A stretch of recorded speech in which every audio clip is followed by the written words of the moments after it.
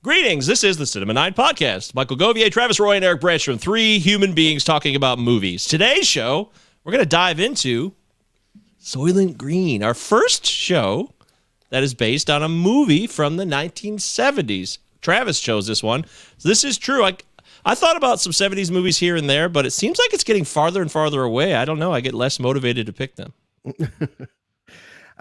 Well, like I said last episode, I think that also part of what we're doing on this show is a lot of time we're looking at stuff that are not quite classics, like not quite old enough to be classics, a lot of times, and we're trying to see how we feel about them since. And a lot of this, if you're going back into the 70s, it's like, well, most of the ones I'm even aware of are some sort of classic for at least some reason. There's someone behind it that's like a legend or something. So makes it That's hard. true. That does make it challenging. Eric Branstrom, Griffith, Indiana. The 70s were always a specialty of yours, weren't they? I have a very high appreciation for the films of the 1970s. I mean, after the collapse of the studio system, that's when the true auteurs started coming because they weren't under the confines of the stages and megamaniacal CEOs like Samuel Goldwyn and the Warner, Doug Warner and all those. I mean, that's when we truly had these rogue mavericks coming in, Scorsese, Lucas, Spielberg.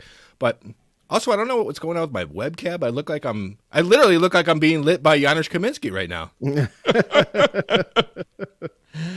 I don't know who that is, but it sounds like someone important. He's a cinematographer for Spielberg, and he's the one that we were remarking on, I think 3 episodes in a row now, where it looks like he's always shooting aliens coming in from outside if it's interior shots. Oh, yeah, that's right. Okay, I recall that. Yep. It does look like you might have a tiny fog machine on, just tiny. No, yeah. it's like I'm in heaven. I passed away this morning, but I'm you're on the coming to you brink. live from heaven. You're on the brink. You're at St. Peter's Gate, right outside the door. That's right. We need some like rotoscope green smog kind of put in there is what we need. Get That would be very apropos for Soylent Green. That's right. We're going to do Soylent Green later in the show. Does it hold up or not? We do that every single week. It's fun. We'd like to have a good time here. We thank you for subscribing to the YouTube channel. We're almost to 300 subs. That's pretty impressive for us. That's hard to do. So we thank you for, that exchange of, are we doing something for someone else? I don't know. I hope so. Well, we appreciate it all content. the same. Yeah, I know that Eric has definitely been very active in engagement, which we appreciate. Putting forth effort. That's right. And we appreciate the effort that you put. Let me try that again. We appreciate the effort that you all are putting in as listeners, ranking us Y'all? and rating us and all that kind of stuff. Yeah. What you're going to Do you comment type out on me y'all? saying y'all? You've known me since I was Y'all. 11. Now you're going to comment on me saying y'all. Yo. No, I'm just wondering, when you type it in a text, do you do YA''LL? If I'm talking to like you guys, yes, Y''AL, but like real Appalachians, they'll type you all. In my experience. Okay. You know what? I did not know that. But what I do know is we love doing the show. And one day, this show will be so big, we'll have so many subs that there'll be advertisements before you even watch this. It will happen one day, and you will be annoyed. And I'm sorry. That's just how life is. I got screwed, by the way, guys. I can't believe I fell for it. I'm not above this. I'm a fool like anybody else. There was an advertisement on a YouTube video I was watching, and I thought, it looked pretty reputable. It was something for like an ear cleaner, like get the earwax out of your ears. Oh, man, I got Q-tips? ripped off on that thing. Yeah, I got some Q-tips, but this thing's supposed to be called the Vidler, the Tafidler or something. It had some weird, it was from Eastern Europe. It took forever to get here. It was a waste of $40, guys. You're supposed to turn it, and when the mechanism turns, it catches the earwax deep in there and pulls it out. That was all bullshit. I got an Eastern European like beard straightener that was like, I don't know, the if it's the flimsiest piece of plastic ever. It may as well come out of like a McDonald's Happy Meal. It didn't do shit but get hot and threaten to burn my house down. So I just never used it again. I'm not putting anything electric in my ear and hoping it catches shit out of it. I'm getting flashbacks from our Fire in the Sky episode right now. Man, Robert Patrick's been on this show a lot, hasn't he? I was just thinking about that all of a sudden. I thought about Peacemaker and that. I exaggerated, actually, when I said that. I apologize. But we forgive you. Love doing the show. We don't forgive. And thank you for the forgiveness. I checked our emails, and did we have an email or not? True or false? False. I think false is the correct answer. No emails, but we do love when you guys reach out and connect with us. It is fun to at least mention it. Cinema9pod@protonmail.com. Oh, I lied. We do have an email. Yay! Oh my god! Thanks for emailing What a us, shocker! whoever emailed us. Yeah, it's a repeat emailer. I'm not gonna lie. It's not a new emailer. Hey, that's okay. We appreciate it all the same. Yeah, it's from our former guest host who subbed in for you, Eric, Christian Haraminsky. Checking in. Oh. And you could watch the American Beauty episode on our YouTube channel or your favorite podcast platform if you prefer audio. That was Christian's choice. Mike, correct me if I'm wrong, but I don't remember hearing a correction from Travis regarding the American Beauty episode and Thora Birch's underage breast. Right here, if you're watching, I have a note that's been sitting next to my desk. Says Birch retraction, which sounds like a emo band from the early 2000s, but it's true. He's right. I was wrong. I meant to bring this up before in the show. Everything's collapsing behind you, Michael. You're seeing behind the veil. Pay no attention to the man behind the curtain.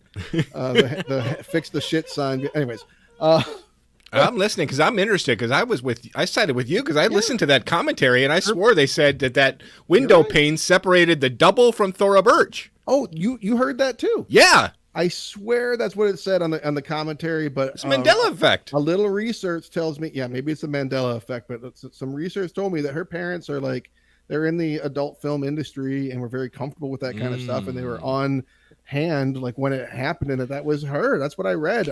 I stand corrected. I got that from the commentary as well, which may have just been a bald-faced lie. It may have, yeah. Well, shit. Thanks for bringing that up, Christian. We meant to bring that up. Also, me and Travis screwed up Barry Levinson and Barry Sonnenfeld on a couple of weeks ago. We talked about Wag the Dog. We were mixing those two together. Did we both do it? Or did I do it? It's me. I'll take credit. Yeah. No, I did. I know I did for sure. And for some reason, I thought Barry Levinson directed Men in Black when that just is not true at all. I didn't correct you, so I guess I do take the fall for this one as well. I mean, that's where your blame lies. I guess we're pointing fingers. This is like the mea culpa. It's a correction segment. Come on, it's like we're a newspaper. Producers have been winning the Best Picture Oscar since 1929. So that's why I don't get Wag the Dog any of that. They've always Travis gone was to the producer. I guess I was mistaken on that as well. I'm filled with erroneous information, guys. Take me at face value only. Don't take me too seriously. At least we try to get it right, guys. Also, if we could do a quick, if I can add to the retraction segment, I want to retract my moving emotional tribute to Bill Hurt. It only took a little bit of research to realize that fuck this guy. He attacked Marlee Matlin. The guy was a fucking prick. Hell of an actor, but I do have to retract that moving tribute.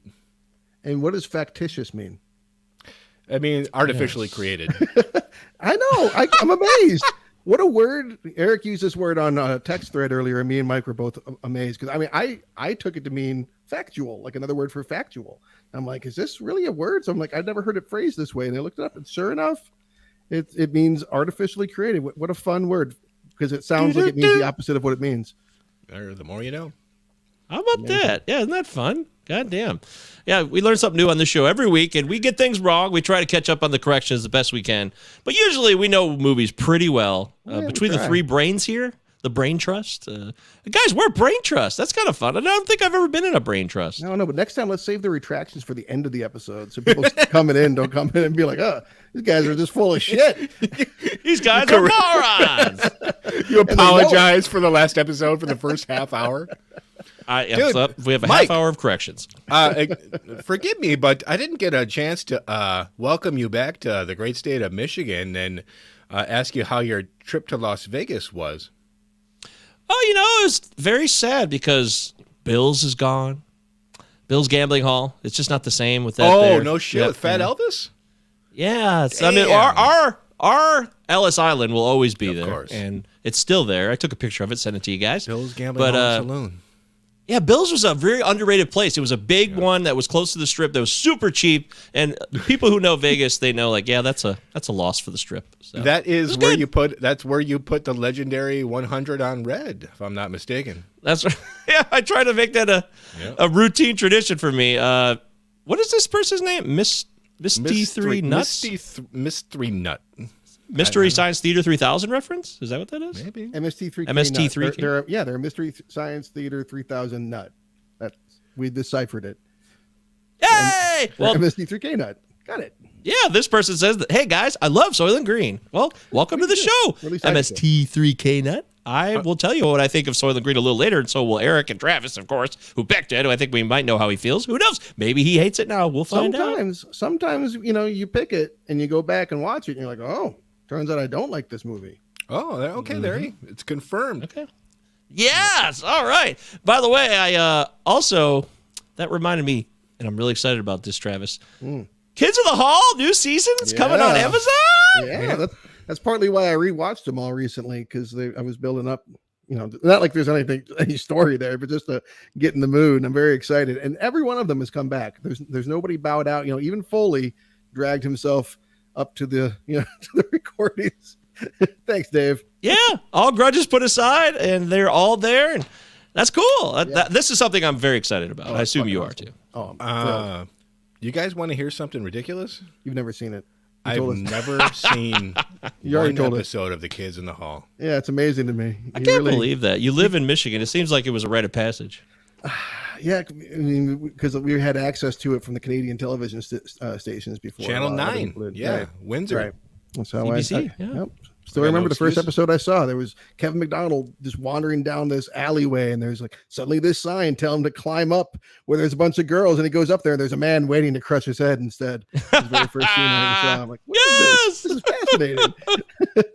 Oh, that's great. Oh, by the way, hey, John, hello. That's Jamie's brother, John. John, great to see you. I love you, John. I hope you're doing well. John brings a lot of joy to a lot of people. If you ever get to meet John Andrews, and not everybody does, he's got a lot of humor.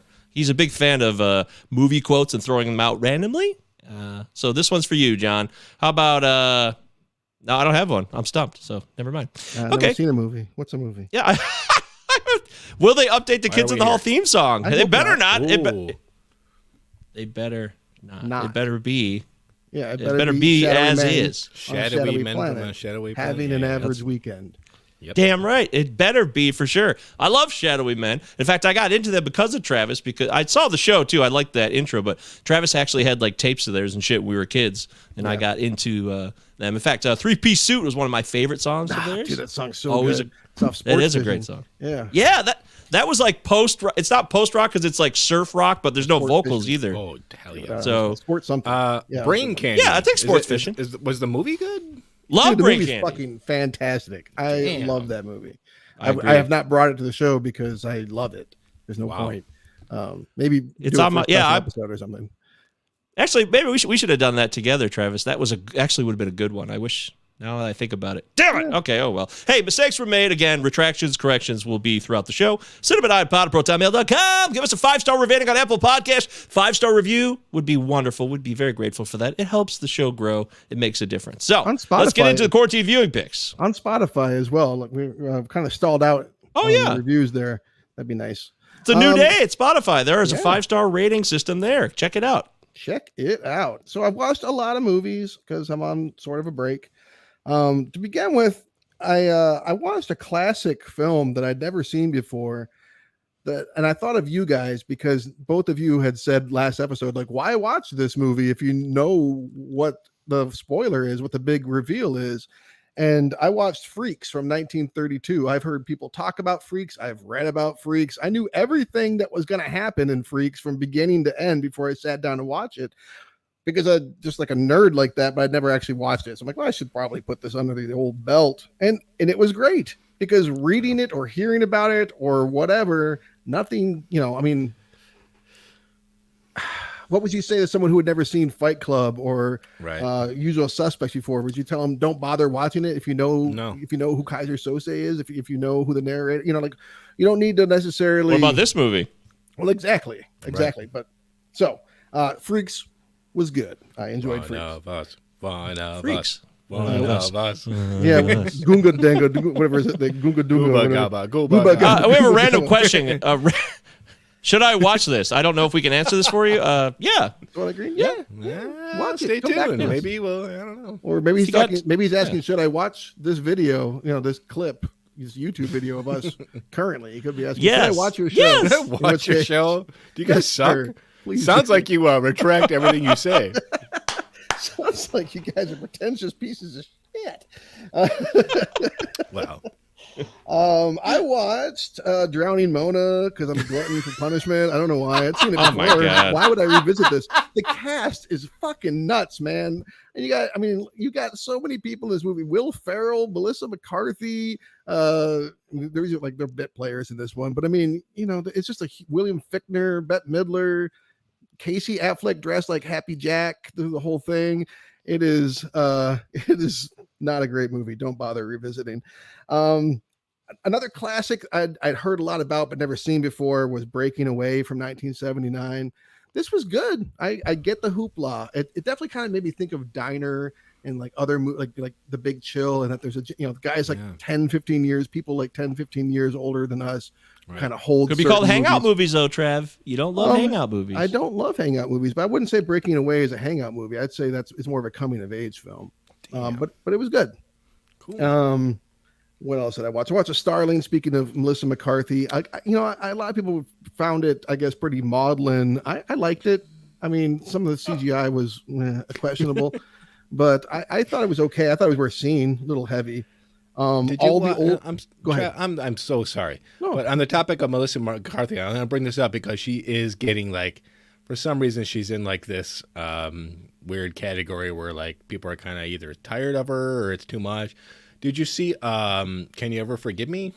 No, I've been meaning to. I like her very well. Dude, you would really like it. It's fucking fantastic. Yeah, it's on the old list. I just kind of cool, man. When am I feeling like a depressing movie? And this was really fucking depressing. The premise of this movie, it involves child death. So get ready for that. A lot of talent there, a dramatic talent. Just if you want to get on a little kick.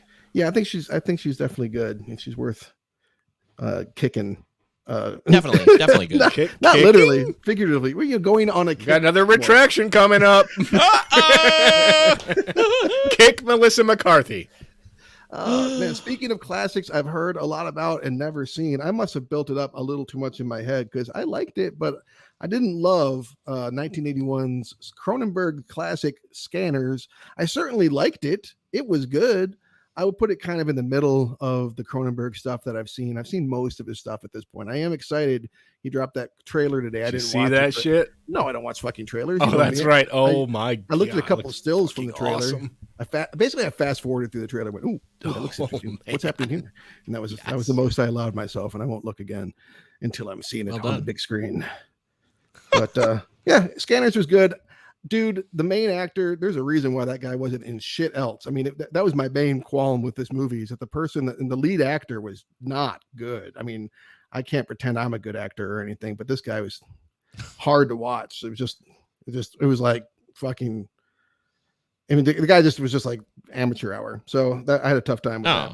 All the Old Knives, the new Chris Pine film and Tandaway Newton movie. I liked it.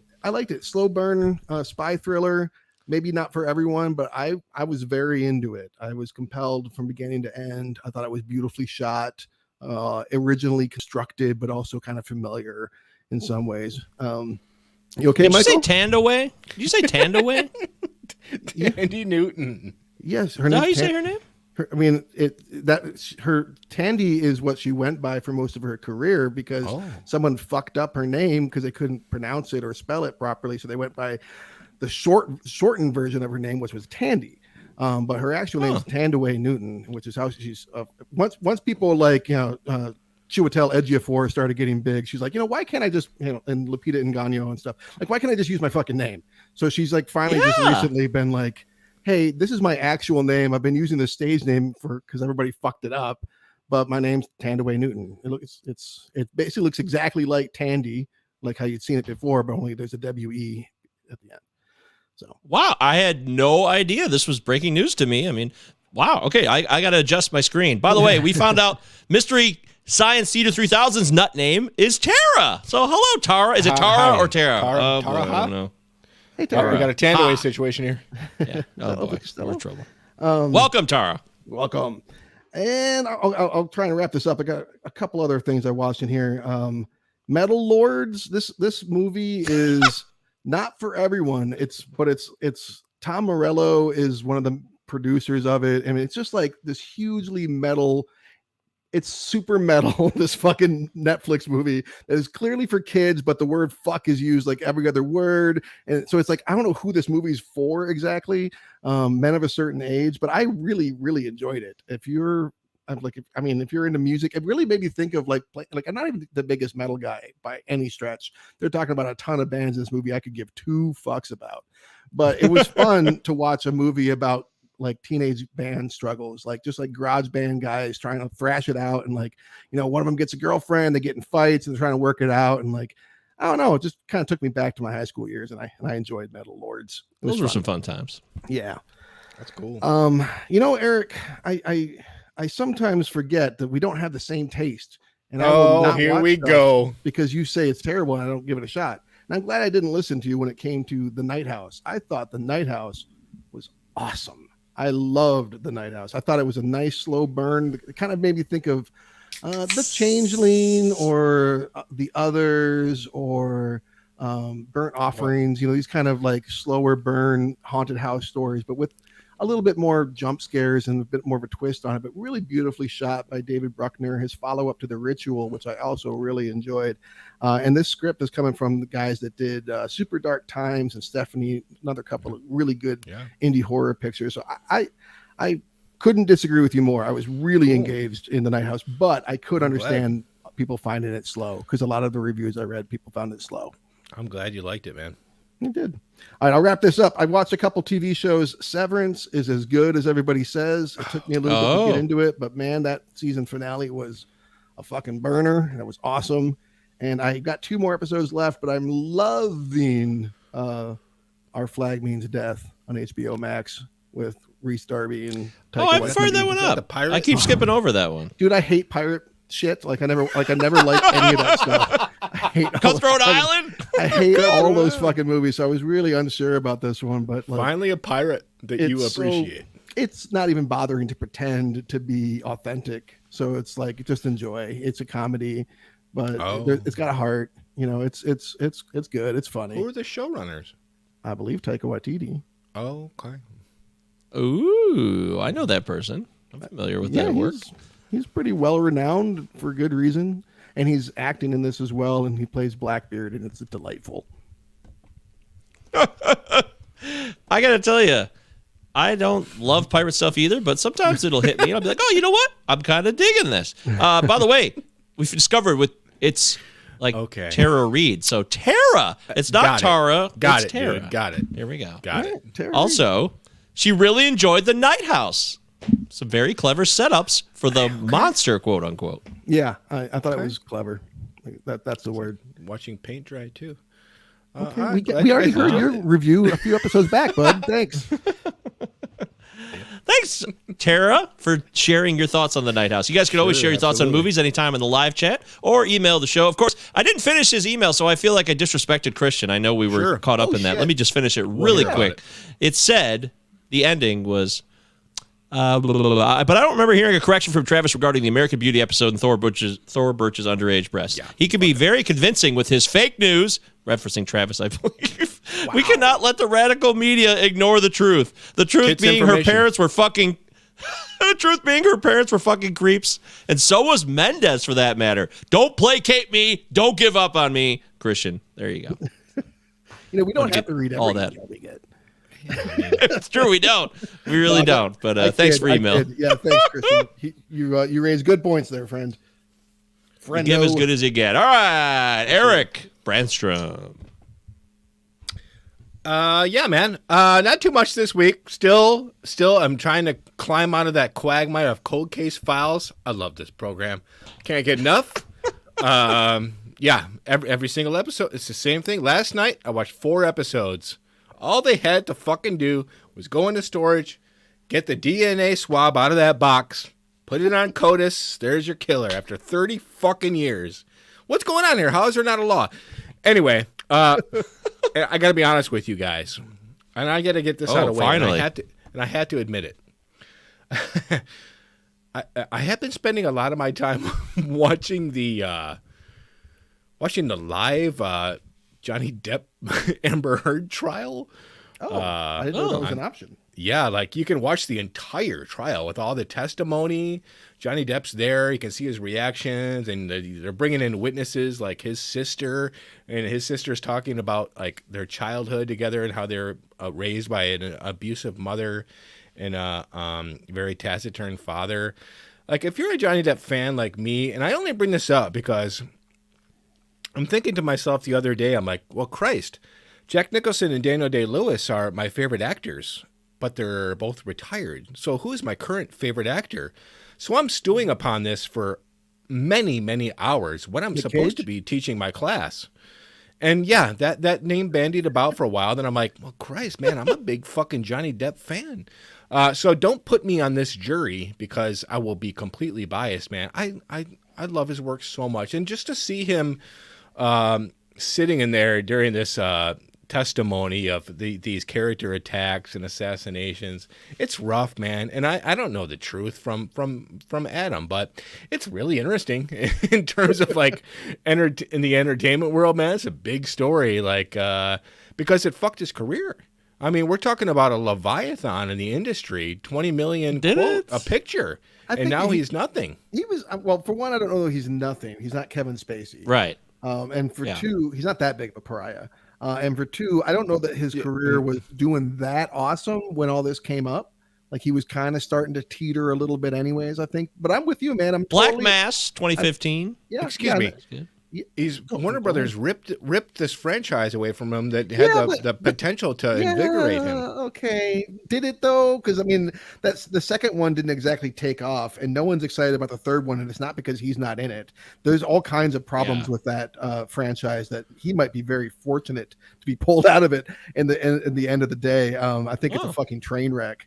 And it's just getting worse. I mean, they're canceling. They haven't officially announced it, but they're probably going to cancel movies 4 and 5 on that one because, I mean, you got Ezra Miller issues, you got J.K. Rowling issues, you got the Depp issues. But again, I'm on Team Depp, dude. I mean, I'm with you. Yeah. Like, I mean, we're never going to know what happened. We weren't in that relationship, but everything I've read, it sounds like sounds very painful and like just like a lot of shit and like. It'd be nice to see just everyone happy and complacent and whatever. But it's tantalizing shit, man. And I'm sorry, I can't get enough. Okay, The Wolf Hour, 2019. Mm-hmm. I would watch Naomi Watts do laundry for 8 hours. Yeah. So I hit play. I was disappointed, man. We got a great premise, man. It's the 1977, the Summer of Sam. And a woman is in New York who is agoraphobic, so she can't leave her apartment because she's afraid of everything. And we have this serial killer on the loose. And then she starts getting harassed by someone at her door. What's going to happen? Nothing. Not much. Nothing happens. At the end of the nothing day, happens. You just described everything that happens in the movie. Mm-hmm. Have you seen Penguin Bloom? I beg pardon? Penguin Bloom. Penguin Bloom. I named it as one of my favorite movies of the year before last year because it was her in it. It was basically the Starling if it had been done right. True story, made for Netflix. I'm surprised you missed this one. If you like Naomi Watts, get on it, man. It's worth checking out. I'm there. Thank you for the recommendation. Pass on this one, man. It's a misfire. Dude, I went back. Taking a Pelham 123, the original, with Walter Matthau in a very strong leading role as like the protagonist. Fucking fantastic. Loved it. So Robert Shaw as the bad guy. Sublime. Hector Absolutely Elizondo. Sublime. Hector Elizondo. Yeah. Dude, this is it feels like a 90s thriller. It's very quick and fun, cat and mouse, but it's got that 70s grit. Loved it. The original Mr. White and Mr. Green and all that shit. Mr. Green and all that shit. Yeah, before City on Fire, before all that. Fantastic. Other than that, I have been watching Hulu's The Girl from Plainville, the Michelle Carter story. This is the case about the young lady who convinced her boyfriend to trigger alert off himself. And it's played so fantastically by Elle Fanning. I've always been like, yeah, I mean, she's fine. She's fucking fantastic in the role. Really recommend this mini series on Hulu. It's really fucking good. Okay. Yeah. And I mean, to have a miniseries this soon after this trial can seem very Lifetime Network or like movie of the week. But Uh-oh. but I'm seeing a lot of stuff that we probably wouldn't see in something in those types of incarnations. It's very artistically told, which makes it a lot more interesting, and the performances are off the charts. Really high recommendation here. Yeah, I kept seeing that being shoved down my throat on Twitter. These advertisers, man, they shove stuff down your throat. They really do. It's like they use Got a lot of social power. media to advertise. You'd think to us. that, yeah. You think Can't that? wait for Emperor Elon to fix all Sure, that. turn your mic off. Yeah, Elon Musk's Twitter 2023. Can't wait. Yeah. So, by the way, my 2 cents on Johnny Depp. Johnny Depp was slipping a bit. I agree with Travis. I thought his career was before the awful relationship that. And I'm a huge Mordecai Amber Heard fan. and him. Yeah, you love As Mordecai. know, but I mean that bombed. It had nothing to do with Amber Heard. People ask me, he's in "What's his your favorite 50s. movie, Mike?" Arguably, my favorite movie of all time is Fear and Loathing in Las Vegas. So, I love Johnny Depp, and I mean that now because we were talking about that recently, and I was like, yeah, I would say that if I had to do gun to the head, I think I would say Fear and Loathing. I think it's really a part of me, and it has a lot of things to say. But that's a side note. Johnny Depp was a great actor. I thought he's a weird guy in real life. He clearly is. I mean, but he's lived a bizarre life, so I don't. Yeah, put it mildly. So I don't really blame him, but it just seems like his career comes to a point where he's just so ubiquitous too, where it's like, what else can you do? Or I don't know how he could reinvent himself. Because he also, a big part of his appeal was his youth. It really was, whether you agree with that or not, or you just like him for his acting. He was a youthful guy, a guy who was always sexy and handsome to a lot of people. And he keeps getting older now. So at a certain point, it's like, you got to let that go. And I think there's a bit of awkwardness in that. That's just my thoughts. I did turn off his Tupac criminal investigation. Oh my movie. God, I It didn't see was that one at all. Slogfest. I hit play because I saw his face. I hit play immediately, but yikes! I do want to see the new one he's in where he plays a famous photographer. That I want to does see look that really one. fucking good. Yeah. You guys know what I'm talking about? I can't remember the Yeah, I know. what you're Yeah, talking something about. like Did yeah, you know. watch anything, Mike? Yeah, so I watched stuff. I watched something on Netflix called The Worst Roommate Ever. Gosh, this is Yeah, I awful. watched that whole series. It's fucking fantastic. Yeah, it is good, but it's awful. Like, it's awfully frightening. Not one of these true crime psychos. Like, people are I know true crime is everything now.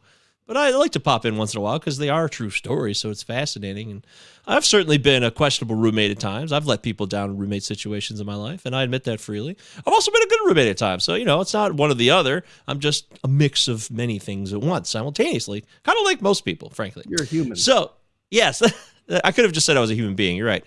In the end, I'd recommend checking it out. It's not trying to, like, make you scared. It's just true stories.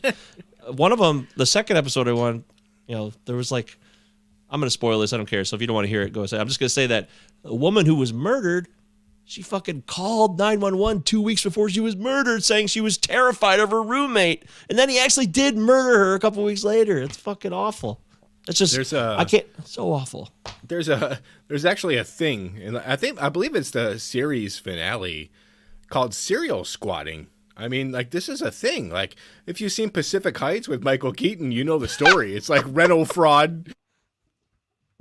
Pacific Heights. But basically, you can sign a lease and like you're legally bound to just be able to stay there, and no one can kick you out, regardless of like if you pay or like disrupt anything. Like, you can just stay, and unless you're like thrown out by a court. Which takes like months and months and months. You can just like hang out there. I mean, I had to look into this a lot because I had some roommates that maybe would have qualified for that show, frankly. Some pretty horrific conditions that I had to live in. And in Philadelphia, at least, as in most places, the law very much protects the person living there and not the landlord. And while that sometimes, like in my case, it was alarming, that's a good thing. It should protect the people, in my opinion. It absolutely should protect the people that live there first. And it should take months to get people out of their homes. It should be a process that involves courts and police coming and doing it. You know what I mean? Like, I agree. It shouldn't be something quickly done. Unless the guy's killing your cats and stealing your furniture and computer. Then you get the police involved, and then you can do that. I mean, if someone's murdering your cat and stealing from you, I mean, like, yeah, that's not okay. I'm not condoning that, Eric. He's not condoning that. He's not condoning that. Big retraction coming up. I watched National Lampoon's Loaded Weapon 1. Hilarious. Dude, this is on my short list. Oh my God, really? Wow. Yeah. I wasn't even gonna bring it up because it was on my list too, but I decided to share it because we haven't done a spoof movie yet on the show, like a full on Naked Gun parrot, like straight up. I don't think we have. Double check, but nope. But like those are blatant '90s spoofs, Loaded Weapon 1s, all the Leslie Nielsen movies that he did, Spy Hard, shit like that. So this is the best. Oh, it's great. Emilio Estevez and Samuel Jackson are the two leads in a spoof movie, dude. It's fantastic. I mean, I just loved it. It was great to go back and see it because I hadn't seen it forever. So that was fun. And I hope I didn't ruin things for you, Eric. But other than that was pretty much it. I did watch the Spider-Man again because you told me to. And I got to tell you, I liked it a lot more. And I feel much more comfortable now, Travis. So the second watch did help. It really did. There's just so much going on. Yeah. Yeah. It just slowed down. And I'm like, okay, I know what's going on here a lot more. And sometimes you need a movie to give you a second viewing to remind you of, oh, okay, well, now that I'm not so focused on what's happening, I can absorb it. Yeah. So, that was the case here. How's Moon Knight? I mean, I haven't seen Moon Knight yet. Too much about Marvel, but like my boy Ethan Hawke is there. That's what I'm interested in. Ethan Hawke is probably. I mean, if I was making a list of my favorite working actors, I'd probably put him at number 3. I think he's fantastic. I really love him, but man, I'm like Malou is throwing shade at him for his Mandarin accent, from what I'm hearing. Yeah, I guess. I mean, I'm sorry that Ethan Hawke doesn't know how to speak Mandarin well. You're apologizing for him. On behalf of Ethan Hawke, he another correction. He should have done a better job with that, I guess. But look, I love the MCU shows. So far we're 3 episodes in here, and I'm ready to put this one towards the bottom. Personally, it's just not really doing it for me that much. There's still a few episodes to go here. I'm liking it. Don't get me wrong, but I'm not loving it. Ba-da-ba-ba-ba. Yeah, I got a question for you guys. Yeah. Oh, sorry. Well, you announced your gun to your head favorite movie. I feel like me and Eric should address that as well. Do you have a gun to your head favorite movie, Eric? I don't need a gun to my head favorite movie. It's Batman 1989. Okay. That's easy. Good for you. Yeah, I guess you did have that. I think you've announced that before on the show. Gun to my head, I have to say that There Will Be Blood. I would be interested in that's probably wow. Holy shit. Yeah, that's probably my number 3. May I ask a gun to your head favorite working actor? Because this was fucking me up so much. I'm like, Nicolas Cage, Daniel Day-Lewis. Nick Cage, Willem Dafoe, Ethan Hawke. That's my list right there. Okay. Yeah, I think I wrote this down because I wanted to answer this question a lot better now because there's better answers than what I've been saying. While you're thinking, Travis, you've announced to me many, many times that your all-time number 1 favorite was. We go way back. That's one of the beauties of this show. I've got 30 years to draw upon to get these real stories. Let It Ride was always your favorite, all-time number 1 favorite. Favorite movie? Growing up, yeah. Let It Ride was my favorite movie growing up. I mean, it was as a kid, and then probably as a teenager, Reservoir Dogs, and then a little bit later, it's kind of changed over time. But I love Let It Ride. I've thought about bringing it on the show, but I mean, I love it so much, I don't want to pick it apart. Hey, have some fun. I think I'm going to say this. It's not the case anymore. Maybe it still is, but I think like I really, really love Wesley Snipes. Like I love his work, and I think about it. And all the movies, I didn't really notice it. It kind of crept up on me. He's fallen apart. I can't say it anymore, but there was a time where he absolutely was like my favorite. My favorite movie at a time for sure was White Men Can't Jump, and I watched that movie religiously, and everything he did, I was into it. But I feel like he never really took a lot of risks. He wasn't very diverse in the. Besides Wong Fu, which was a great risk at a time, but that's. Even Blade was kind of a risk at the time, sort of. Blade set the tone for where we are, arguably. There's a case to be made. It's the first good superhero movie in a long time when it came out.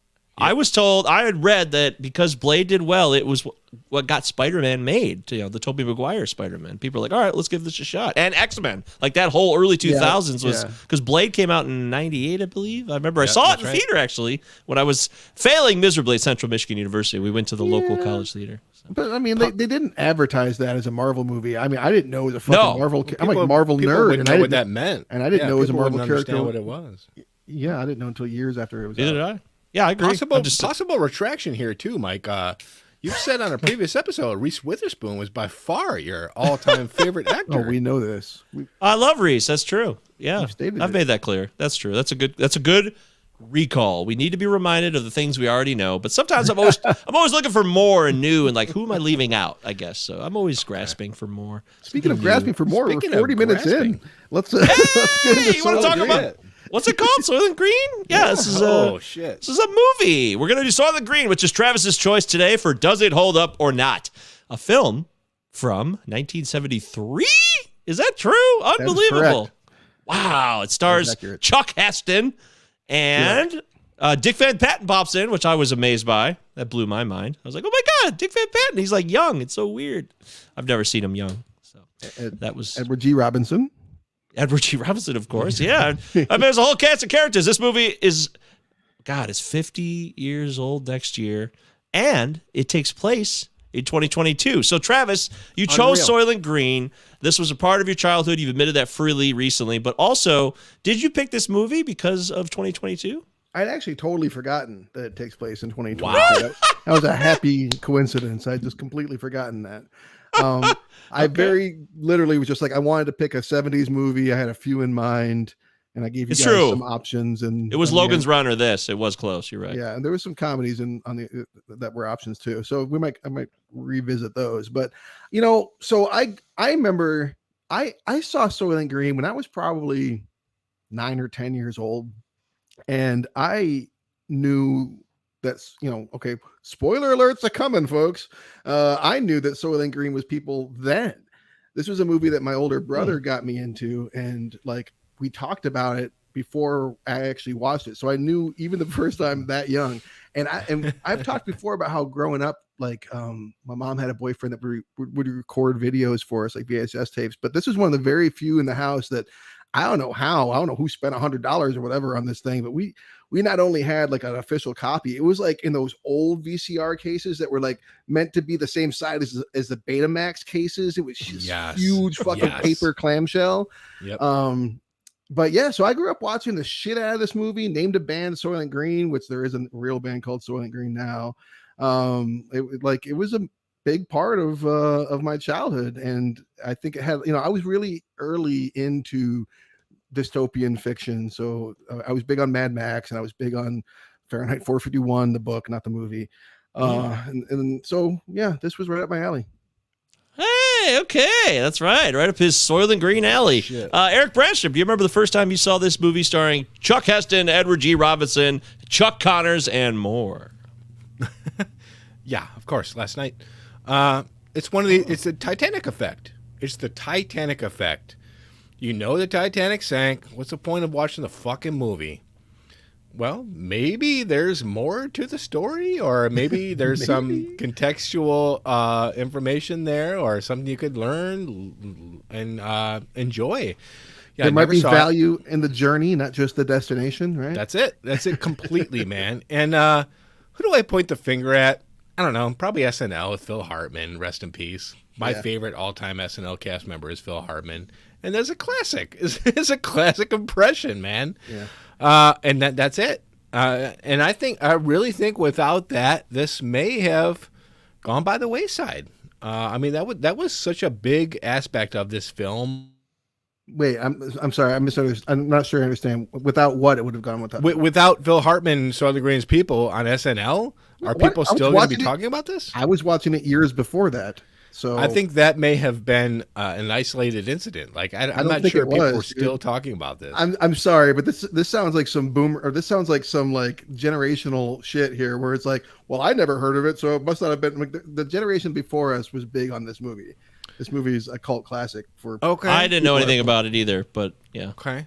Right. I mean, That's really interesting. But I just think that pinning it as a success on because you grew up liking the Phil Hartman impersonation is a little much, man. Yeah, it's a theory. It's a theory. It's a theory. Well, it could have reinvigorated the generation, that's for sure, who wasn't aware of it. Because I wasn't aware of it at all until I heard you talk about it. So yeah, man, it was last night, and like going in, I was like, well, I know it's people, so will I be entertained? Time will tell. Time will tell. That's a nice teaser. Yeah, first time viewer, never seen it before. I watched it last night. Or actually, I watched it a couple hours ago. What am I talking about? My power came back on, and I jumped on HBO Max and watched Soylent Green. So we're going to talk about that movie. Fuck, I rented it twice. Oh! I rented it twice, and I have HBO Max. On HBO Max. I got owns fucked it. by just whatever. He made that fucking clear website on the is. episode last week, my friend. He's Yeah. like, it's on HBO Max. That's He on me. reminded us. It's on me. Yeah, it's on you. All That right. sucks. First You rented it one. twice. Well, it certainly does suck. What's the rating? I don't know the rating. I'm going to say... I don't know either. So it's an old movie, but that doesn't mean it's a legendary film just because Charlton Heston and Edward G. Robinson are in it. Boy, I'm really stumped on this one, but I still get the feeling, and I'm pretty good with this. I feel it's like a 7-2. I do. I was going to say 7-3. I'll give it a 6-8. Actual retail price, 7 on the nose. 7 on the Wow. nose. I feel Okay. like this is like we've had the same exact I- outcome the last 2 or 3 episodes. We're doing a lot of 7-1s. Yeah, you're right. I don't know why that is. I guess we're doing moderately solid films according to society. On Rotten That would explain Tomatoes, the just okay choices comment we got the other day. oh no, just okay. Is that our show? If it's just okay, I'll take it. Really, that's better than terrible. Yeah, it's okay. Rotten Tomatoes, 69% from the critics. That's a little harsh, but it's still a fresh tomato. A fresh 70. tomato. 70 from the audience. That's a tight unison there between the audience and the critical response. As far as what the actual critics had to say, there's only, I don't think there's a lot of actual reviews because it's old. It was a long time ago, which is sad. Yeah. Goody Kuntz Sr.? Yeah, I only see one page of reviews. So let's go with, how about Nick Shager of Slant Magazine? You've ever heard of Slant? That's I have. Not Slate, but it's Slant. Thanks to Phil Hart. Oh, I stand corrected immediately. There it is. Sorry. thanks to, this is so funny. Thanks to Phil Hartman's riotous Saturday Night Live impersonation of Charlton Heston's hysterical detective from Soylent Green, people who've never seen Richard Fleischer's film know its surprise ending. Oh, well, yeah, no shit. Oh. Wow, okay. That's not really a review of the film. That's more of a statement of fact.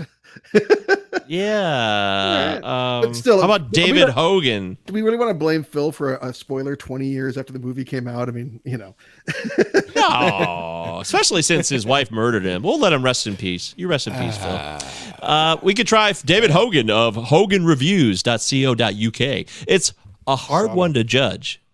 And while I enjoyed watching it, I don't see myself watching it again. I guess an average score then, but I am glad I finally watched it. So, it's like he's glad he watched it, but he's not going back. I mean, it's definitely one of those movies that you probably either have seen or have heard about. I mean, it's like me watching Freaks. You know what I mean? Like it's not maybe not quite at that level of fame, but I mean, it's in the ether. People are aware of Soylent Green. I mean, there's a fucking product called Soylent now.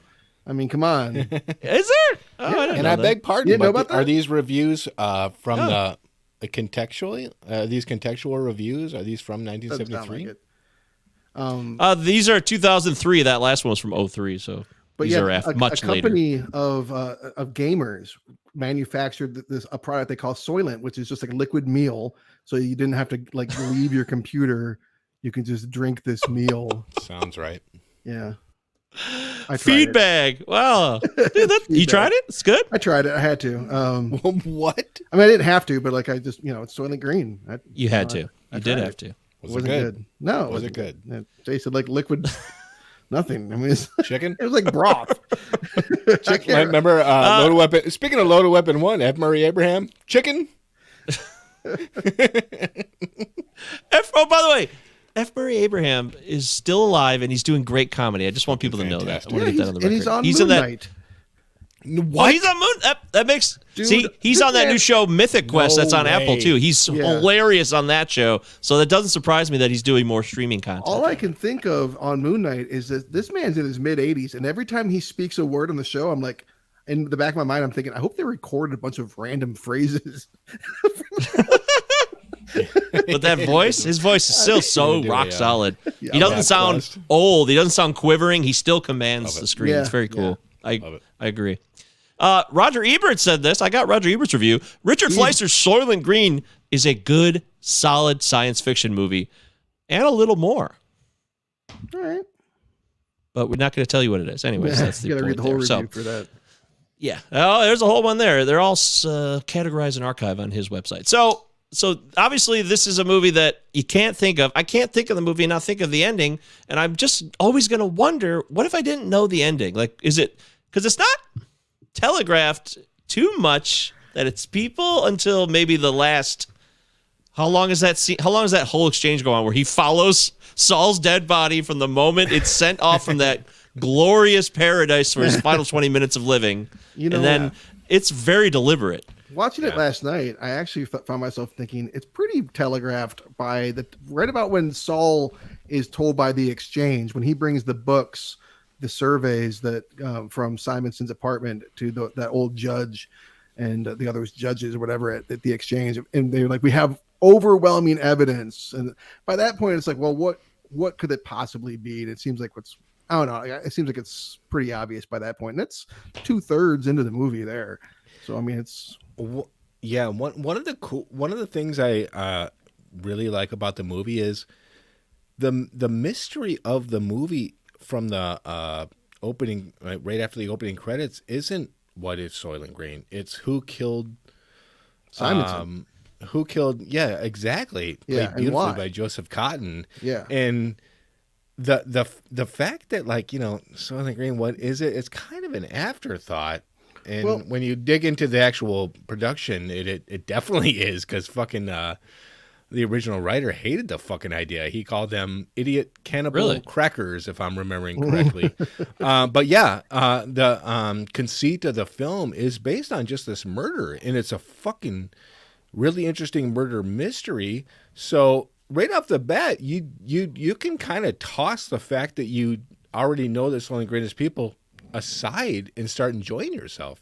And also, while we're on the subject, I made a note. I wrote down the HBO Max description of the film, like the little blurb, like, hey, what's this movie about? Well, here's what it's about.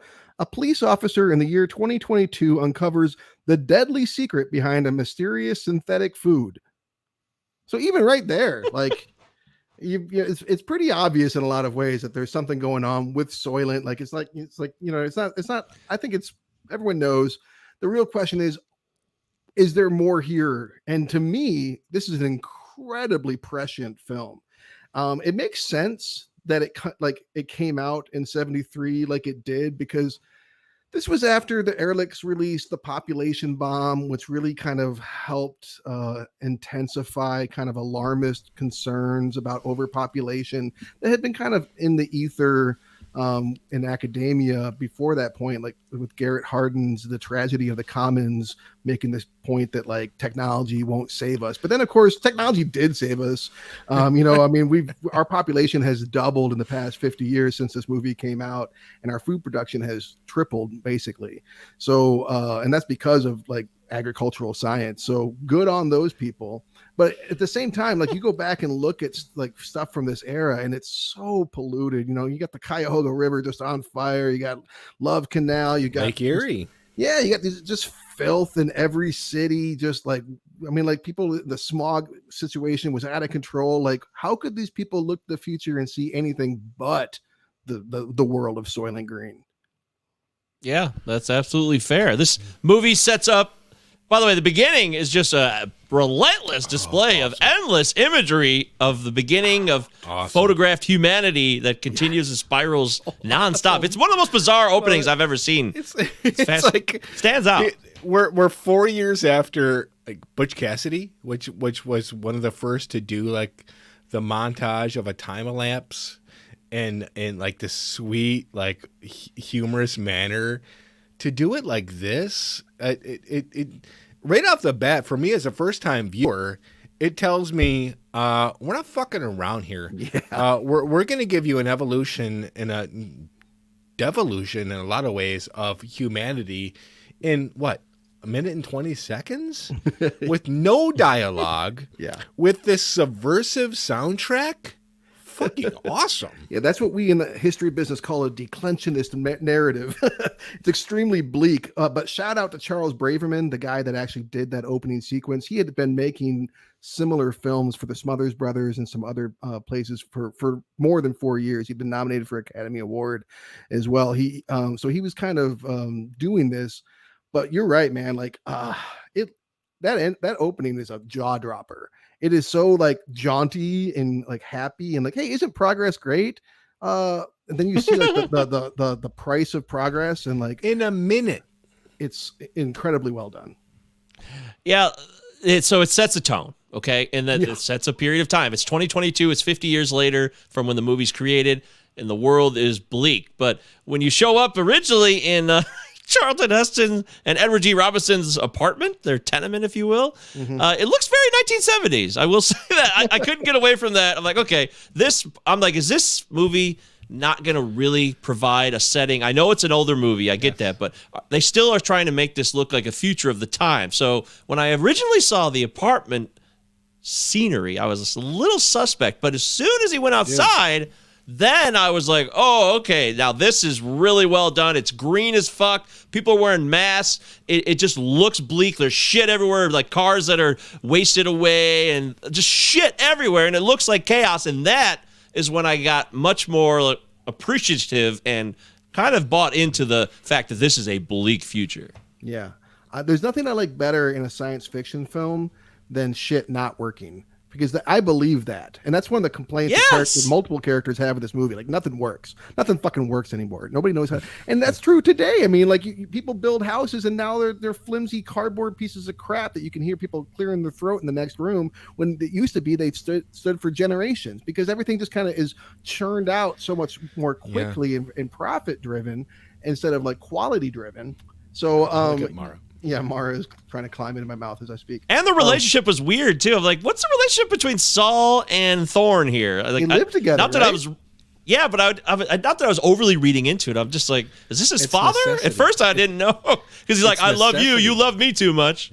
Oh, I love it. No, it's necessity. Yeah. And Mike, I love your point, and you nail it. I mean, critics nowadays, I suspect, will laugh, mock at the costume design and all this. You got to think about this in terms of the evolution of this universe. Progress stops. I mean, when this gets out of control, fashion goes out the window. So we're gonna still have these fucking dumbass like vets. We're gonna have hand-me-downs. I mean, everyone wears an ascot. The production design of the world reflects that. Everyone's using hand-me-downs. Yeah. The tenements are the same. Everything is chilled and frozen in 1973, wherever the fuck 20 million comes people from. Want his job. He mentions that in the first scene. 20 million people would. I mean, that's a huge number when you hear it. Unemployment's up. 20 million people would take my job. Wow, that's a lot of people. What is it that they said? How many people are in New York City? 40 million. 40, no, the reality now is 9 million, or almost 9 million. I meant to research that. Which is grossly different. But again, like, how could they think otherwise? In 1968, say, when the book that this movie is based on, called Make Room by Harrison, I want to say. Harrison, yeah. When that book came out, that was the peak of population growth. We were at 2.1% population growth at that time per year. And now we're at 1% and declining. So it wasn't just the agricultural sciences and stuff. There's also been a dramatic slowdown in terms of how many people are having babies. And if China stopped its whole policy of one child, and that's not stopping the slowdown even in China, let alone in America, because everybody's too fucking poor to be able to afford to have children. There's that contraception. Yeah. Contraception. Yeah, women in the workplace, contraception. There's so many things that are stalling it. There's always yeah. been women in the workplace. I mean, I don't know about that, but Let's say more women in the workplace than in the 1970s. So I'd say more choice, more people making the choice not to have kids too. There's like more of a child-free cultural acceptance now too. okay. Yeah, you're coming out of the sexual revolution in the 70s. That makes sense. But women in this movie, so women are called, certain women are called furniture. They're created to be furniture. This is one thing about the movie. I think I'm going to give it full credit for, although it's still pretty fresh for me. They don't spell things out for you in this film at all. Yes. Like everything is, there's minimal, if any, exhibition in this film whatsoever. You are just thrown into the world and you have to figure out what's what. And that is the kind of shit I commend, especially in a bigger movie like this. So I will give them credit for that, but I believe the women that he's into when he, the Simonson gets murdered and this woman is his Cheryl. She's Cheryl. She's always there because she's like contractually. She really is like furniture. And he asks her, Thorne, Heston's character asks her when he comes in, are you furniture? And she says, yeah. And he goes, are you buildings or Simonson's building? Because she belongs to the building. Right. So they do have the conversation. That's true. She talks about how she was always faithful to Simonson, how she would never cheat on him because she wouldn't risk her job. And then when they do have sex, her and Thorne, there is nary a word spoken about it. She just starts making the bed and pulling the sheets down and undressing, and he's interrogating her, and he starts undressing. They never even talk about it. It's just accepted. It's like it's very misogynistic, obviously. It should be obvious. Hopefully, but it also speaks to the desperation of impoverished people and what people are going to do to get by in these circumstances. If if people are going to do whatever they have to do, people are going to sleep in stairways. People are going to allow themselves to, are going to prostitute themselves. Basically, people are going to do whatever they got to do to get their next fucking meal. Yeah, there's riot police on standby every time the Soylent is handed out on Tuesdays, Soylent Green Day, of course, which is set up for us in the beginning. That's actually the only exhibition, really, is that first little clip on the TV where the governor is talking with that guy. But other than that, you're right. It's a total free-for-all. When you watch the trailers, just to stop and think about this as a film in 1973, this is one of the big movies to start that promotional drive, where people were looking forward to it because they I watched some of the old teaser trailers and some of the stuff. It was like, what is Soylent Green?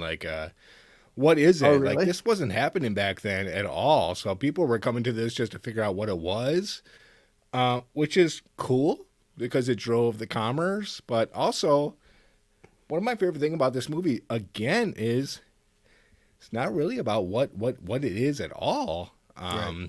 But it got asses in the seats. But yeah, it was a marketing ploy. Worked out. You're right, dude. I mean, and I'm sorry. Go ahead, Mike. No, please. Well, ultimately, it doesn't matter. It is horrific what Soylent Green actually is, but what's horrific is the conditions that have been created and accepted. Saul, at one point, before he lets himself die, before he takes himself off to die, he says something along the lines of, nobody cares, nobody does anything, including me. I'm complacent. I should have gone home a long time ago. And going home means dying, which was his actual last performance on film. Edward G. Robinson, in his last performance on film, he's literally playing his own dead body. That's right. Dick Patton said he died that night. No, he died. That's what they he said? died 2 weeks after they wrapped filming. Oh, it's hyperbole, but still, he knew he was on the way out. Yeah, he knew he was dying and didn't tell anybody, and he knew that was the last performance he was ever going to do. Incredible. Well, so here's a beef I do have. I know he is older than Charlton Heston, but is he that? I don't think he looks terribly older. So Saul is supposed to, I don't think he does. I really don't. Saul is supposed to be from the last generation that saw things that Thorne has never seen. At the end of the movie, Thorne is blown away by what he sees in Saul's final farewell requiem situation, all this beauty that we take for granted every day, oceans, nature, and deer, and all this stuff, right? And throughout the entire movie, Saul's telling Thorne what things used to be like, and we used to have these vegetables, and they have that, the whole scene where they sit there and scene's so funny where they have that meal where they eat the lettuce first. I love that and then scene. Love that scene. The bourbon and The beautiful celery. Okay. Yeah. I'm so glad you brought this. Huh? Not only is it coincidental that Travis brings us, stars have aligned, Travis brings us to the table where we are here in 2022. Fucking Detective Thorne was born in 1980. Which, correct me if I'm wrong, all three of us were born. So That's we are right. Thorne's age. And do they get into when, the cloud, the eclipse and, the primordial eclipse and all that stuff came over the world? Not really, but we have to kind of assume that he understands a fucking ocean. But again, but you hadn't seen it really. Right. Unless you see it with your own eyes, you're not going to get anything out of encyclopedia or anything. No, we can't even fathom that. Frankly, it's like dinosaurs. If we saw dinosaurs in real life, right, it would be something along those lines. Like, maybe. Wow, yeah. And also, we're informed of what the world is like outside of the cities. You're trapped in the city. You're trapped. You're not. You can't get into agricultural areas, right. the waste zones or whatever, waste disposal factories. Like everyone's kind of stuck in the city. So, being that this took place, I pretend as I watch the movie that the internet has failed, and that's why they have so many like books and stuff at the exchange, and that the internet has broken down. So like there's all of the stuff that, and obviously they didn't even know that. The internet existed, just not publicly in 1973. Right. Thorne writes everything in his detective notebook too. He uses a pencil. He's old school. So. Yeah, but pen and paper is rare, which I really dug. That made me think of the. That's why I wanted to ask you guys: Did anyone get caught up at all? Because I didn't, but I'm curious. We're all sentimental fellows here at times. Like when he finds out there's hot water and he has the shower, and it's powerful to him. You're joking, right? No, I'm serious. He couldn't believe it. Travis, two of the most sentimental motherfuckers you'll ever meet in your whole life. Okay, I think I've seen it too many times to get emotional. Yeah, this is a different case. That's what I thought. Okay. When is it? I'm sorry. I was weeping last night. I was weeping. When has a fucking great. A science fiction movie will do its best to save humanity. The fuck does that mean? Okay. When's the last time you saw a film illustrate humanity? What it means to just be alive, not to survive, not and especially that, not to just live through these circumstances, but to die, but to die in peace, and have the opportunity to just see something beautiful. God, I was crushed. I mean, I could talk about this forever, so I better stop myself short. But they didn't flirt with this at all. Also, kind of extrapolating on that, one of the things I loved about the movie is that they don't judge anyone who isn't like Santini or even Tad, the bodyguard, doesn't get that much judgment. I don't think. He too is just trying to make things work and live in this society and take care of his woman who is his furniture as well. Right. And it's like the only people that really get judged in this movie are the corporations and the people that are like willing to profit while other people die. Dude. And so that's the Soylent Corporation and that's the governor. So they are picking out people, but like when Thorne gets into the apartment and is interviewing the people, like he glances at the dead body, then goes straight to the food stores and starts like just obviously blatantly corruptively stealing and grabbing whatever he could, and he takes it back to his chief and he gives his chief his cut, and the chief is like, yep, this is how it works. And again, like there's no judgments there. There's no judgments in the prostitution or the corruption, because everyone just kind of has to fucking do what they have to do to get by. We're in 73, man. We're 10 years before a film like RoboCop makes the CEO the number one, the public enemy number one. The guy in control of everything, and I'm not going to name any names, but you know exactly who I'm talking about when it comes to like nowadays who would be controlling this. The CEO, played so lovingly and tenderly by Joseph Cotton, he doesn't give a fuck if he's about to be murdered. He knows that even though he's not Simonson knows he's not directly involved, but his name is attached to this company, so he's he's fucked and he's complicit. So you might as well kill me, even with a fucking cat's paw, whatever the fuck it is. Yeah, I love it. I love its message about complicity here. Yeah, he knows he's unreliable because he's gonna spill the beans. But why did you spill the beans? But one of the only things I really had a problem with in this movie is the fact that like Simonson is killed because of what he knows, and then the priest later is killed because of what he knows. But we got all these factory workers, all of these guys hauling bodies to and from. Like, there's a whole like a whole like the secret's about to come out anyway. Was maybe that's part of the point, is that these corporate fucks would murder their own and murder priests to delay it by even a day. But it's coming out. The ultimate secret. Those guys are drinking the bourbon and who knows what as well.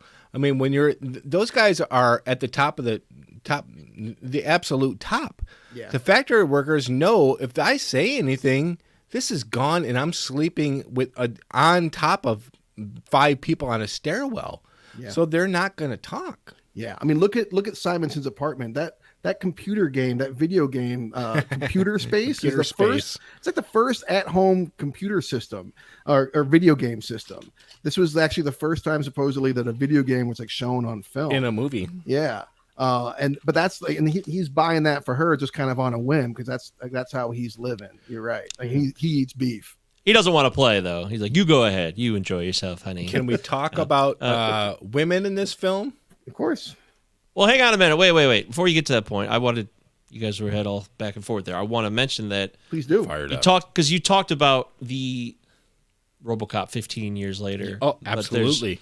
This movie, you could make a case for, sets the tone for all of these movies. The 70s is filled with a lot of distrust, Marathon Man, China Syndrome. Right. Of course, Watergate is happening when this movie comes out, and Nixon resigns a year later after this movie comes out. And I think all of that is important context for the time and place and for the lineage of what you expressed about the movies to come, about the distrust of the man in charge. Distrust of government. Yeah. Yeah, and you're right. This did come out like during all of this Watergate stuff. There was definitely a feeling of governments can't be trusted. Yeah, that's something you see. This is where movies can be even more enjoyable and fascinating because you can't replicate that moment. When a movie comes out in its time, it can be even more impactful than it would be 50 years later because we didn't get to live in that moment of a nation in crisis. Yeah. It's just a fun point that I think about. But yes, women in this film, we talked about, I think you stepped away for a second. We mentioned the furniture and the awfulness of being a woman, even though they get to live very, very well. I mean, Cheryl's apartment is amenities that people would literally kill for. So that's strange. Sure.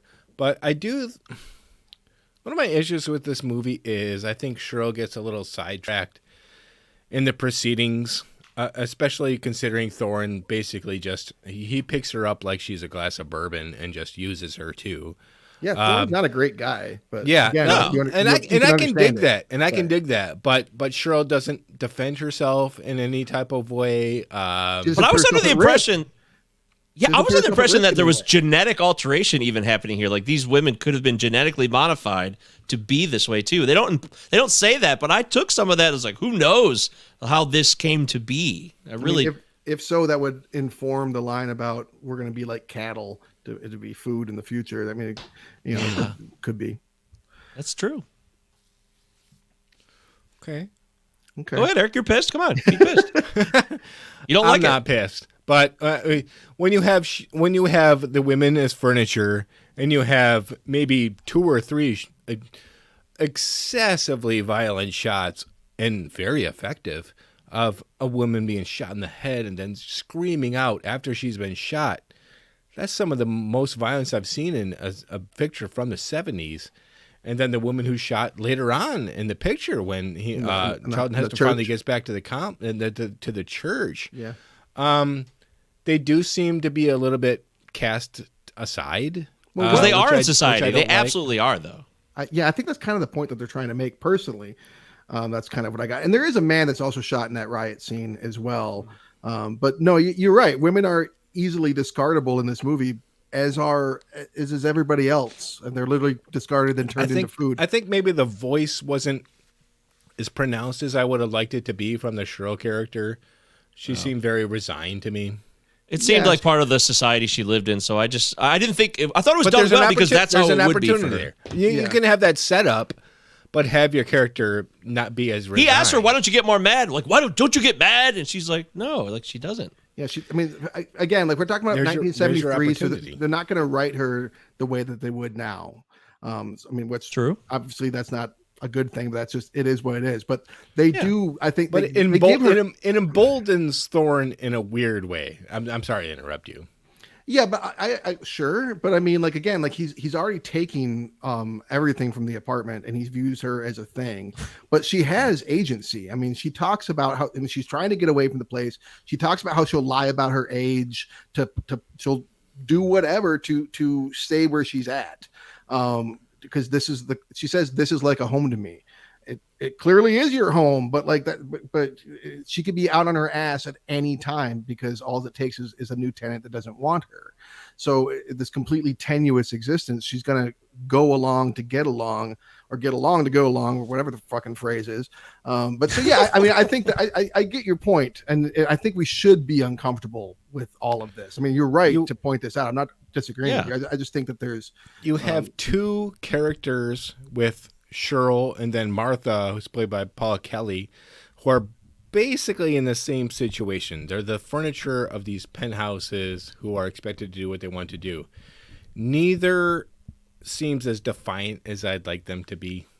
As you would like them to be in the year 2022, as you would like them to be. I mean, again, but if you're going to be prescient, say, hey, maybe have them say like, I don't just want to be a prostitute. Like, why can't I fight? She gets mad at him for calling her furniture. I mean, I don't know. Yeah, she says, "Don't tell me that again." That's right. I mean, I don't know. I get your points. I just think that you're thinking a little anachronistically.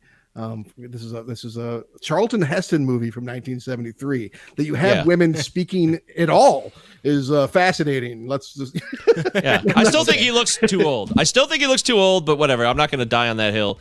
I just always think of him as old too. That's going to be a problem for me just because I've always seen him as an old man. It's a minor detail, but this movie does a great job of really providing the terror of inefficiency, dysfunction, and apathy. Most importantly, I think a lot of it, they do not say it all the time, but you mentioned what Saul said earlier about even me. I didn't do anything. Nobody cares anymore. Right. That is one of the biggest points I think this movie makes, that yes, there's always going to be evil mechanisms that are trying to take control of situations, but how do people respond? I think that's a big message of this film. And I took that for sure. No, I think you're right. I think it's supposed to be there. And I also really like, speaking of prescience, what it has to say about climate change. I mean, it's got this line where Saul says a heat wave all year long, the greenhouse effect, everything is burning up, and Thorne is just saying the words along with him because Saul has been saying that for years, which I would too. I mean, I'm already complaining about the heat, and it's only April. We both do, yeah. We hate it. It's too hot. Fucking year-round heat wave, and you feel it. You feel in this movie. He walks into the apartment, and he steals that girl's drink, and he's like, "Ice, great, air conditioning." Right? Yeah, he's doing this whole monologue by the air conditioner, like, "Oh, it's you're right." And we're not talking enough about the environmental chaos in this film. You're right. Yeah, and the restriction on resources as well. Like, he's so geeked about a bar of soap, like the little things, pens and paper, and like this is the kind of stuff that. That was the nightmare for people in 1973. That's a nightmare that we have now. Like, will we suffer from want in the future? Where's my toilet paper? Yeah, exactly. But this movie also gives me hope because, I mean, if they were freaking out about this almost 50 years ago, hopefully it won't be that bad 50 years from now. Hopefully. Yeah, well, what did Hope get Soylent Green community? I don't know how far it got them either. So they did not predict correctly for the year 2022. We'll give them that. They did not. They're right. So we can feel good about that. Yay, producers and writers, you don't know shit about the future. We know it better than you because we're living in it right now. Prescient, they didn't predict podcast. It's prescient, but accurate. That's a really good point. They were also warning about a second ice age throughout the 70s as well. So can't forget that. There's some cheesiness to this movie that is just because it's from that time, and it would be that way always. The guy in the aviators, the evil man, the guy that, X-Files, the smoker, the famous guy that we all think of, the behind the situation pulling the strings, the governor and his henchmen. So it's cheesy, it's stupid. I don't care. I'm just making the point that it's of its time. Yeah, no, it's a little. There's some contrived shit in here for sure. Some stuff that feels less than hollow. Some stuff less than like that rings a little hollow. Some stuff that kind of like I'm like you really think in the future they're still going to have operators? Why didn't you think this one through? Like like what? There's a few things where it's like, how do they not think of that? But overall, I mean, I find it incredibly forward looking in ways that are startling and, again, like I said, sometimes weirdly comforting in that it's not as bad as it turned out. It didn't turn out as bad as they predicted. But did either of you think about who Charlton Heston became as a human being in real life and the representation of deliberately he must only be an avatar for this character. I can't think about him as a right. But if you wanted to label this movie, I don't want to, but some people would say that yes, it's kind of a leftist film about representing a society that has fallen apart because of all the dumb shit we've done to ourselves. And Charlton Heston was a star of it, so it certainly crossed my mind. I don't want to get too Luke on this, but I saw it that way. I don't know how leftist it necessarily is, although I do agree that one of the things that people forget about the like hippies and like the Whole Earth catalog and all that kind of stuff is that there was like this fear of overpopulation and that we should start a commune so we can make our own butter and that kind of shit. So there is some of that, but I find the through line leads more to right wing politics in that the belief that governments, I don't know if that's fair either. I think it's neither right nor left, really. I mean, look, the idea that government institutions fail and can't be depended on is a pretty right wing kind of thing. But making the bad guy the corporation is a pretty left wing kind of thing. So, and in reality, we're fucked by both of these institutions on a regular basis as peoples, which is one of those problems with dividing ourselves into these camps, anyways, because we don't necessarily always recognize that.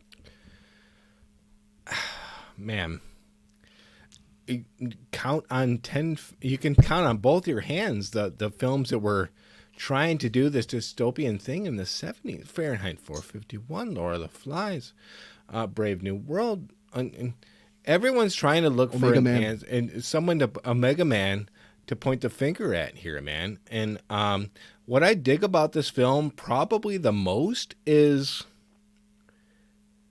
at the end of the day, like the issue is discovered, but it's not resolved. Right. Okay.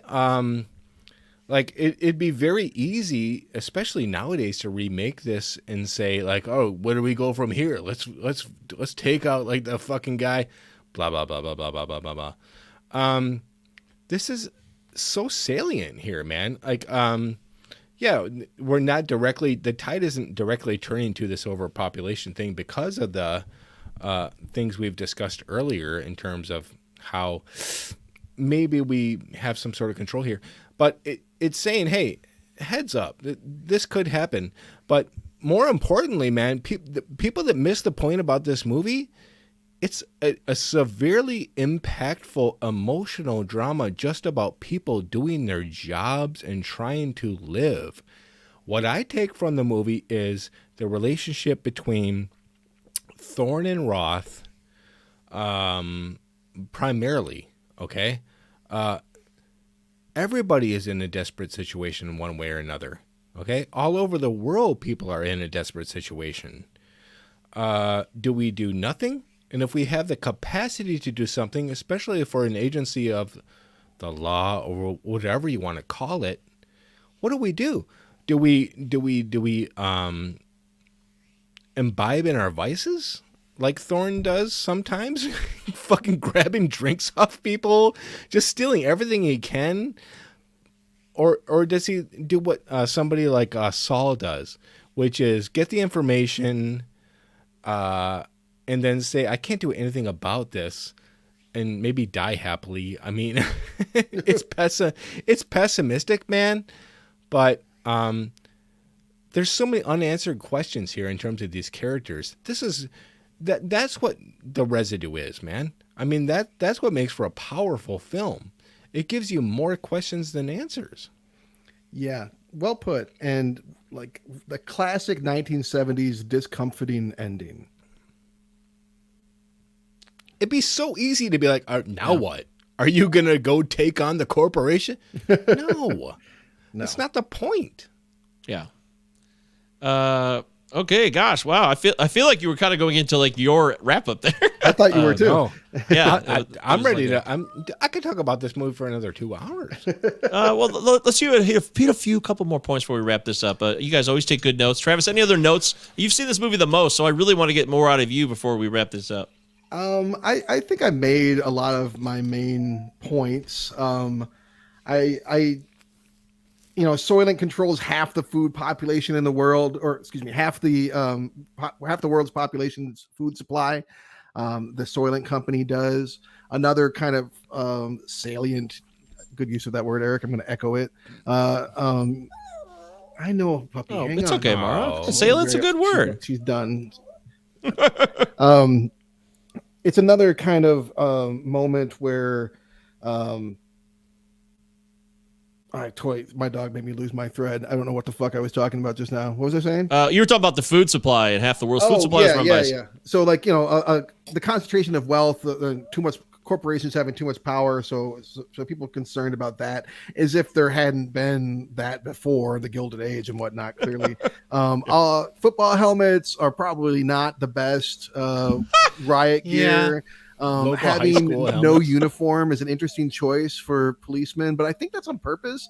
They literally have like silver fucking windbreakers and kerchiefs that they wear, and it's weird because it's like, where are the uniforms? And I think they're trying to tell us that like in the future it'll be even less distinct who's in charge, maybe less clear who to, I mean, he's just like barging into people's buildings and he's like, I'm a cop. And he offers no badge. He has no fucking uniform on that recognizable to us. That's, I found interesting. I also learned that the ending, how it's just Thorne slowly putting the pieces together by going step-by-step process of the entire Soylent Green process with no words in it. And apparently this was agreed upon by the screenwriters. And I don't want this to be an action movie, so there'll be I don't want any dialogue that turns this into an action sequence. I thought that was really cool that there's no dialogue in that. I mean, I agree. Have a climax with no dialogue, and then some pretty decent stunts where these guys are getting thrown, for the 70s, getting thrown off of shit and landing on the scoops. Remember the belt. scoops? The scoops. I mean, that looks actually like some fairly dangerous stunts there. I mean, you could fall out of that thing and crack your head pretty easy. I agree. Or get squished, apparently, which Gilbert, never quite bought that. That one guy, the assassin that gets squished. He's like perfectly flattened like a pancake. Yeah, it's like out of a cheesy movie. It's like Who Framed Roger Rabbit. He's going to get blown up like a balloon again. And, remember me, Eddie, when I kill your brother? Talk like this. I can't even. It's so high pitched. Good God. Oh, we love you, Christopher Lloyd. All right, so having said all that, I think it's time to maybe find out, does Soylent Green hold up or not? It feels like you should go first, Travis, because seems obvious, or am I wrong? Yeah, it holds up, man. I love this movie. I watched it like a year ago or so, and I brought it to the table because I knew I liked it. I thought at least one of you maybe had seen it. I figured you hadn't, Mike. But it seems like you've gotten some stuff out of it, which is good. I mean, every time I say science fiction, you cringe or make an ugly noise. And so, for you to have gotten something out of it makes me feel happy. And that's why I wanted to watch the movie with you guys. I think that there is, despite the major spoiler everyone gets before they go in and watch this movie, there is good artistry here. The matte paintings, we didn't talk about these beautiful matte paintings in this film. It looks really good for its time frame. I think that it handles a lot of complex issues and does it pretty well. To steal a point that you made, Mike, I love that it doesn't doesn't give us like it doesn't over exposition us, we piece things together as we go along. It trusts its audience to be intelligent. I think it's a finely crafted movie, and I always have, and I'm happy to watch it with you guys. Yeah, it holds up. All righty. Travis says it holds up. Eric, you want to go next? You want me to go next? What do you want to do? I'll leave it to your choice. You go next. Okay. Science fiction to me is just a dangerous ground because you can make a bad movie a lot easier, it seems like, because you're trying to do things that are usually futuristic or otherworldly, and it can be risky. That's all. I think that's my main issue with science fiction. It can go bad very quickly. Not that a rom-com can't. I mean, there's tons of awful rom-coms, so maybe I just blew up my own point. But this isn't what I expected it to be, and it's not as bad or schlocky and cheesy as I thought it might be. So that's a good thing for this film, that it tries to really paint a future that would seem realistic. And it is incredibly realistic to me based on the actual nuts and bolts of what they provide you. Some of the looks and some of the decor and some of the inner set pieces, whatever, they look like they're from the 70s.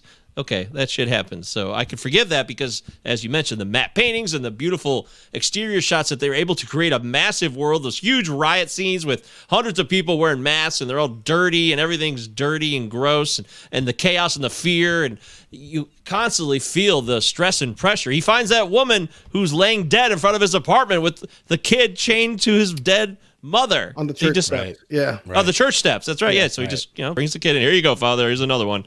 Anyways, like, he's not a good guy either, but he does good things, you know? Anyways. Anywho, I got shit to do. But that's how that would be. In fact, I love that he didn't they didn't harp on that moment where it was like, oh man, let's have an emotional moment here. A dead woman with her child chained to her on the ground outside the building. Oh my goodness.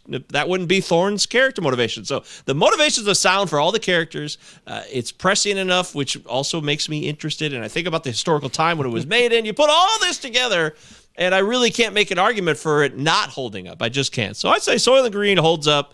And if you've never seen it, first-time viewer here, just watched it a few hours ago, I would strongly recommend you check it out. Yep. Gonna mirror it, man. I'm telling you, man.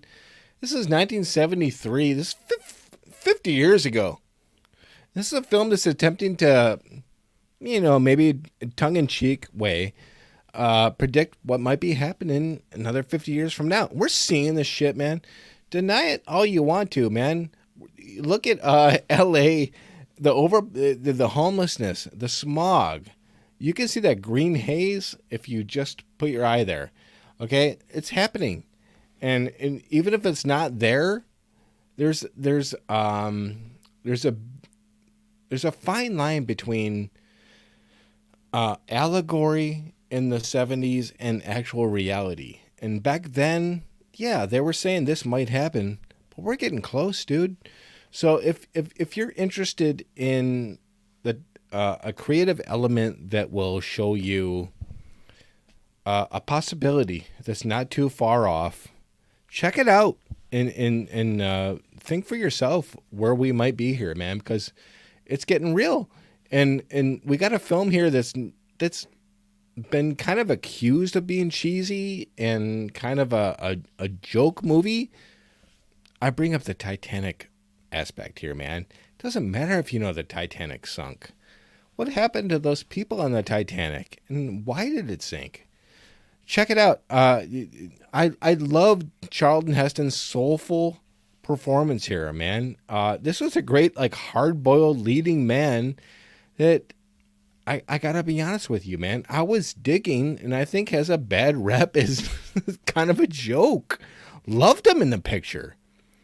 Edward G. Robinson is a classic, hey, see, he was that guy. He was, hey, see, give me the thing, see? Yeah. That was him. That was Edward G. Robinson. Yeah. All those, that was Edward G. Robinson. That was him.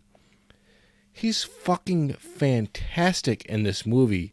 It's great. As a person who sees no way out, and the only thing he sees is solace. Man, and you don't see a lot of dystopia movies where dying is the best solution ever. It's always about survival.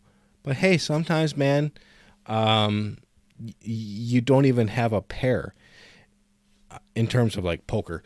Oh, what?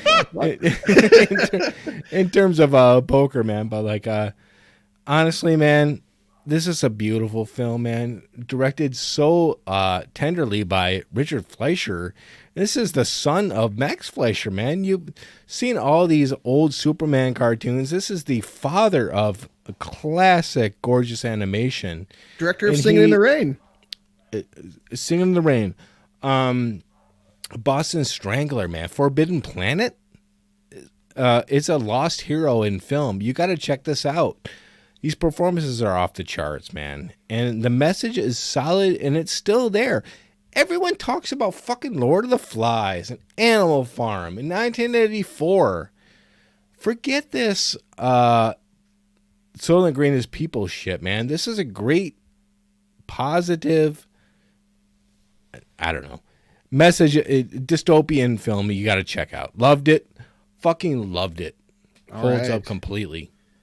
That's two wins for me. I feel like I won something. I've been trying to get you guys to watch this movie for like 30 years. You did it. You did it, my friend. Yeah. And it seems like we agree on lately. Everything's holding up. We need something that sucks, so we need it soon. And hopefully we can bring that to you next week. That's right. Yeah, that's Soylent Green. So Soylent Green, check it out. If you watch this show or listen to it for some reason at this point, you haven't seen the movie, that would make no sense. So just never mind what I'm saying. It's babble and gobbledygook. So Ignore me. Eric Brasham, you are on the board for next week. You haven't been on the board in a while because you were out of town, so this must be an exciting moment for you. Take it away. Yeah. One of the great things about this show is we get the opportunity to see a film that we used to talk about. People would say they liked, so you'd probably just say you liked it too. The poster was on the wall, so it was like, oh, yeah. This is, everybody likes this. Do they? This, in my opinion, is something very interesting to investigate, especially in terms of how we perceive the rich in this country and how we aspire to even be rich or be ballers and all this sort of shit in this day and age. And back in the year 2000, when this film came out, I think people were still there, like make money and like have everything and like who cares about it. I'm interested to go back because people used to love it back in the day, and it was, I don't know, Ben Younger is the filmmaker. It was probably one of his either only or one or two films back in the day that he came up with, but everybody loved it. The poster was on everybody's college dorm. Boiler Room? Oh, I got it. Yeah. Boiler Room. Yeah, that's a good call, man. That seems like it was a big in the zeitgeist when it came out, and for a few years, and now no one talks about it. I haven't heard anything in 20 years. Yeah, seems like an ideal one for the show. Good call, dude. Yay! All right, Boiler Room. Wow, I didn't see that coming, but that's exciting.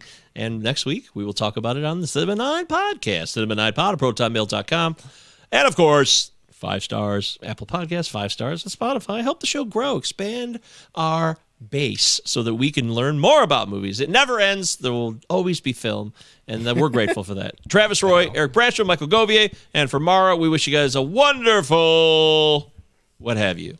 Like grapefruit.